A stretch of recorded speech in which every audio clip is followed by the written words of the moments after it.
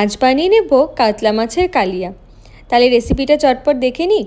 প্রথমে মাছগুলোকে ভালো করে ধুয়ে তাতে হলুদ, নুন, আদা বাটা আর সামান্য একটু সর্ষের তেল দিয়ে ভালো করে ম্যারিনেট করে আমি রেখে দিয়েছি। ওই মোটামুটি 15 থেকে 20 মিনিট মতো রাখতে হবে, যাতে মাছের গায়ে ভালো করে মশলাগুলো ঢুকে যায়। এবার একটা কড়াইতে সর্ষের তেল গরম করে তাতে তেজপাতা, এলাচ আর লবঙ্গ ফোড়ন দিয়ে কুচি করে রাখা পেঁয়াজগুলো দিয়ে দিলাম। অন্য একটা ফ্রাইং প্যানে তেল গরম করতে দিয়ে তাতে আগে থেকে ম্যারিনেট করে রাখা মাছগুলো ভাজতে দেবো। এবার এই কড়াইতে পেঁয়াজের মধ্যে সামান্য একটু চিনি দিয়েছি। এদিকে কিন্তু মাছের একটা পিঠ ভাজা হয়ে গেছে, অপর পিঠটাও আমি ভাজতে দিয়ে দিলাম। এইবার কড়াইয়ের মধ্যে আগে থেকে বেটে রাখা পেঁয়াজ, রসুন আর কাঁচা লঙ্কা বাটা দিয়ে খানিকক্ষণ মশলাটাকে কষিয়ে নিচ্ছি। ভালো করে কিন্তু এখানে মশলাটা কষিয়ে নিতে হবে। এবার দিয়ে দিচ্ছি সামান্য আদা বাটা, সেটাও ভালো করে কষিয়ে নেব।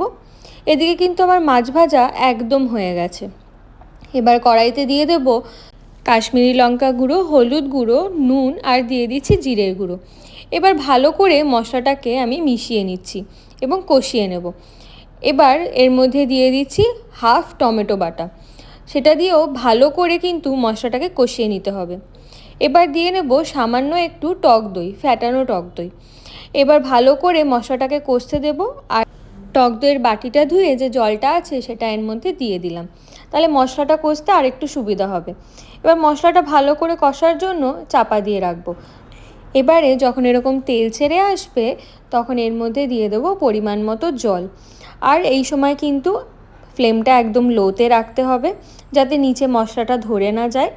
এবার আবার খানিকক্ষণ চাপা দিয়ে ঝোলটাকে ফুটতে দেবো। ঝোলটা যখন ফুটে উঠবে তখন এর মধ্যে আগে থেকে ভেজে রাখা এই মাছগুলো দিয়ে দেব, দিয়ে খানিকক্ষণ আবার একটু ফুটতে দেবো, যাতে ঝোলটা মাছের মধ্যে একটু ঢুকে যায়। ওপর থেকে কাঁচা লঙ্কা দিয়ে দিলেই রেডি কাতলা মাছের কালিয়া।